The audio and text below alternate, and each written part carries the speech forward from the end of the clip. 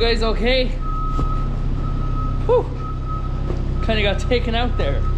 My GoPro was on a little drum over there and a piece of the wall flew over and knocked the drum. Didn't damage the camera, at least I hope it didn't. I'll know when I edit this video.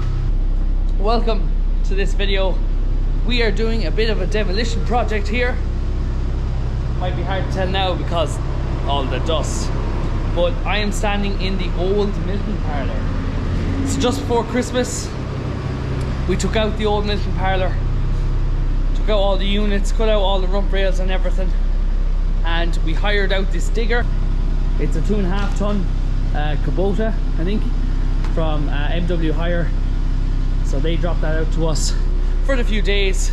We got a jackhammer, we got a few buckets, and I've been tearing out the concrete in the old milking parlour. So what I've done over the last few days, you can get to capture on video, was that side looked like this. There was feed troughs going along the front of each where the cows were, so I tore them out first, and then I worked on knocking the 2 walls in this section, and because of the height restriction I had to take out more floor here in order to get up to hammer those walls. These all have to come out, this floor all has to come out anyway, because we're going to be working off the base of this slatted tank here. One even flat floor across the whole thing. There's going to be gates hanging on these pillars where this wall is now. The shed will then be divided into calf ends. We can go up the outside of the pillars, outside the gates, with the quad to feed the calves. And we will be building a wall at the end here. From this pillar, we will be building a wall across.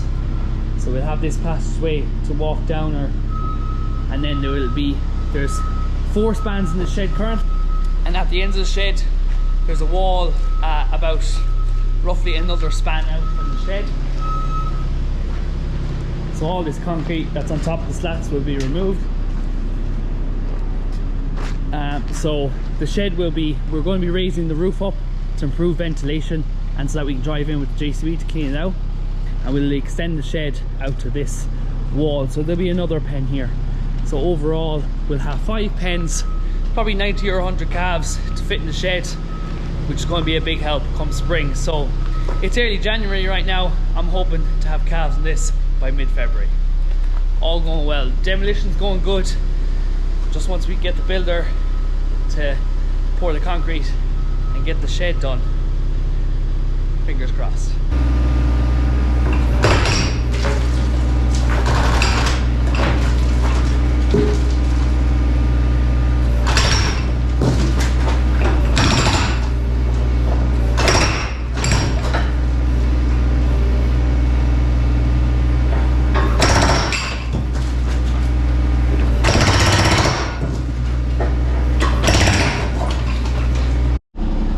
So I know it's a bit dark at the moment. I said I better grab the camera and start filming it before I've knocked all these walls, because those walls falling over is the funnest part about it. But here I am in the little 2.5 ton digger. This is my first time driving a digger. It's fun. It took a bit of getting used to it because I'm used to the 3CX, which has X controls for the back actor, whereas this is plus controls. So they're quite different. So that took a bit of getting used to, but once I got the hang of it, it's not too bad. So if I'm not as smooth, it's because I'm very inexperienced. I've been on this for 3 or 4 days now. So, but it's working out good. Doing a lot of damage for a little 2.5 ton digger. This shed has been repurposed many times. So as I dig down through concrete, I reveal concrete that was there before, different walls and stuff. It's quite fun going back through history.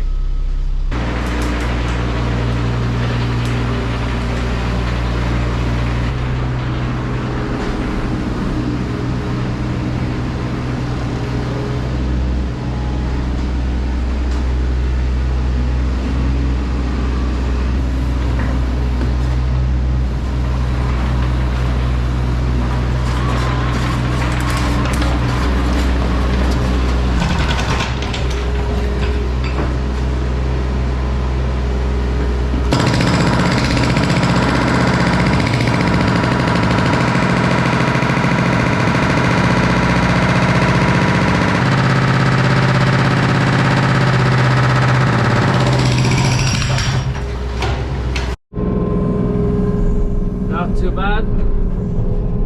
Got that broke in the middle there. I'll just chip away by the pillars and then the two pieces will be loose. Knock them over.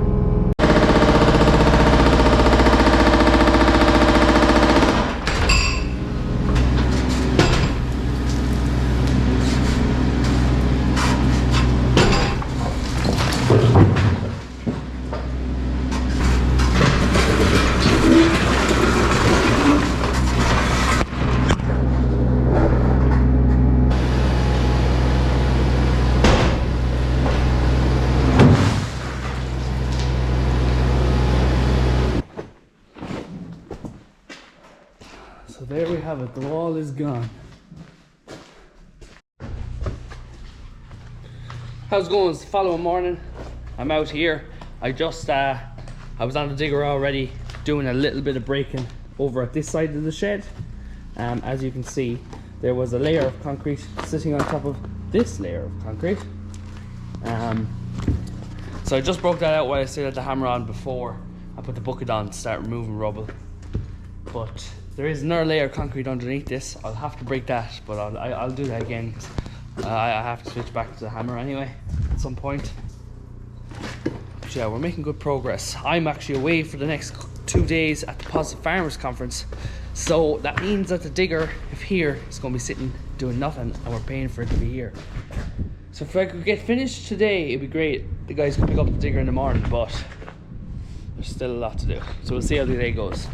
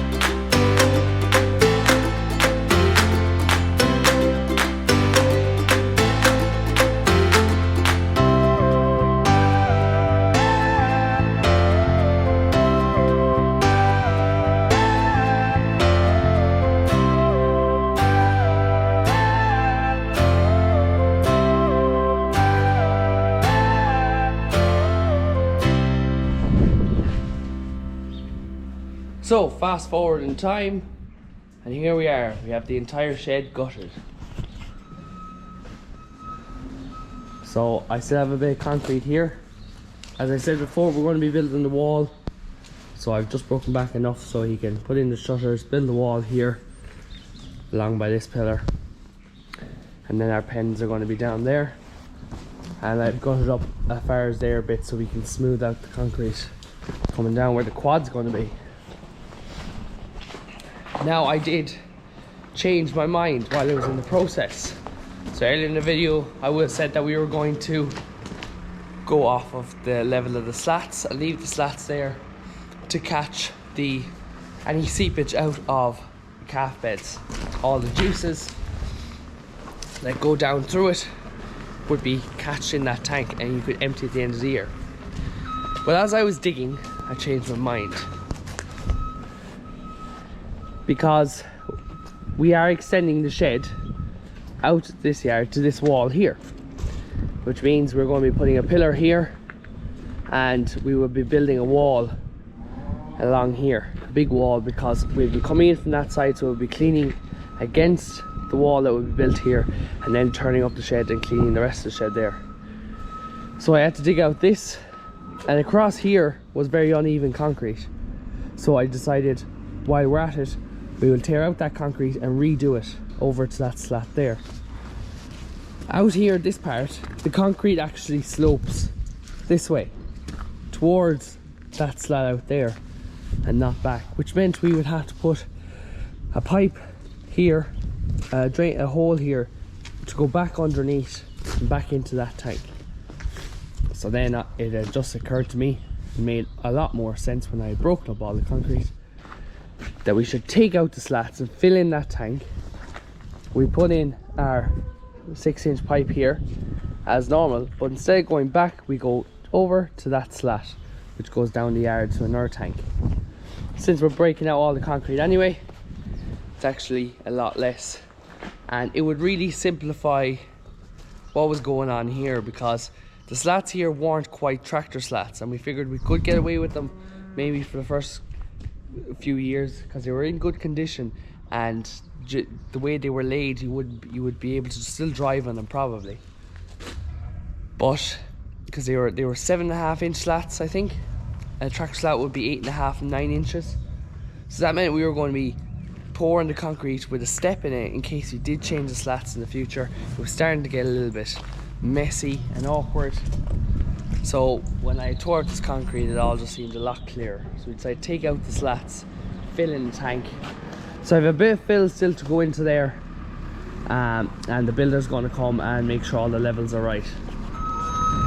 But apart from that, it's nearly ready for concrete. Obviously the shed the roof still has to be done and extended, but if we can just get the pillar to stand there and do all the concrete, and at least we'll be able to put 4 pens of calves in it anyway. You know, and the shed can be done after if we don't get the shed done, but ideally we will get the shed done as well. Just go run down the yard here and show you a little bit extra that we're going to do. So down here beside the collecting yard, so that's the parlour behind me and the collecting yard over there, and it is across the yard here. You can see there's slig here, or stone, we call it slig, shale I think was what it would technically be called. And that yard's over here, and then it's back to concrete there. So this gets a lot of traffic, cows walking back and forth, and it's not good for the cows' feet. They don't like it. It just slows up cow flow. You know, it's not ideal. It probably causes a bit of lameness as well with stones dragging onto concrete. So while the builder's here, he is also going to concrete this area. So just right here where the cows are always crossing, we can walk the cows around in the meantime while the concrete is curing, but there'll be a strip of concrete go back there, and that I think is going to make a phenomenal improvement. Just a bit of concrete that needs to be poured a while ago, but of course for something so small, you know, you tend to wait till you have something else to do as well. And one last thing I've done while I've had the digger, which is a job I've been meaning to do for a while, and I said I'd get it done while the digger was here because it's a little bit faster with that than the 3CX, is I dug this trench beside the yard right down here to the footbath. So we don't have any issue with mortal arrow or digital dermatitis like that in cows. Our biggest issues probably are, well, white line is the main issue. But from a bacteria point of view, maybe a scald, which is just a bit of a swelling between the claws when the tracks get dirty, and maybe a bit of slurry heel from the winter.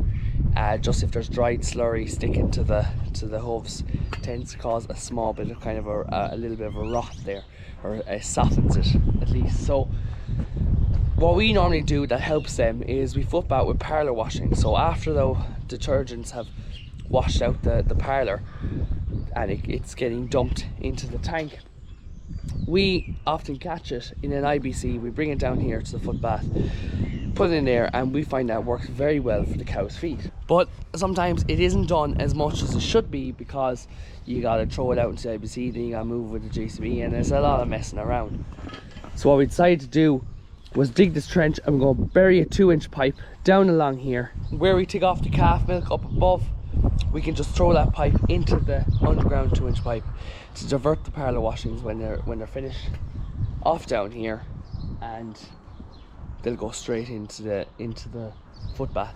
And then when the foot bath is full or whatever, run the cows through it, empty it out, and you can build it up then over the next few days and do it as much as it'll like. It'll just make it a lot simpler, meaning it'll be more likely to be done, and there'll be less lameness, and the whole thing runs a lot better. So that was just one other little thing I'm getting done. I also actually have there's some ducting there for an electric cable that I need to run down to the yard here as well. So that'll be in the trench too. So it's yeah, it's going to be a good improvement. It's always the little things like that, just a little bit of concrete in this critical area, and just a pipe underground to make things simple. So that's all for today's video, guys. We'll catch up and update in an upcoming video. Thanks for watching, guys. See you in the next one.